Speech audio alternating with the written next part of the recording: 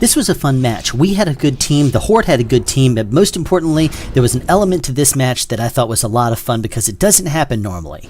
Most of the time I usually go for the lumber mill first. Many of my teammates will grab the stables, the Horde will grab the farm, and usually because they're a tad bit closer to the blacksmith, they'll have an upper hand by grabbing that first. The gold mine and the lumber mill are usually whoever gets to it first. I prefer the lumber mill because it's higher than anything else in Arathi Basin, you can see everything from afar. Sorry for the glitches, my computer hadn't been restarted in about 3 weeks, and I would have left, but I didn't want the deserter debuff.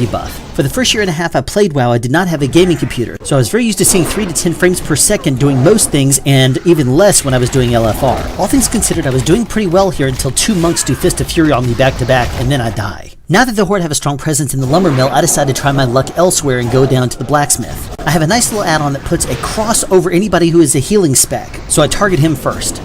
With one healer dead, everyone else falls very quickly and easily. Oh, but wait a second, here he comes again. He respawned because we hadn't taken this capture point in a timely manner. There's a graveyard right on the other side, so if you don't take this capture point quick enough, he'll respawn there. The same guys are going to continue to come back time and time again unless we take this capture point, so as soon as I down this warrior, I start trying to capture it. Unfortunately, he sees me doing that, quickly charges me. Luckily, there's another Feral Druid right at the other side of the flag, and he happens to capture it. With this capture point taken, the Horde can no longer respawn at the graveyard just on the other side of the blacksmith, so their defense has failed. I'll let that mage go because he's almost dead, and I'm sure my alliance guys weren't going to let him live anyway.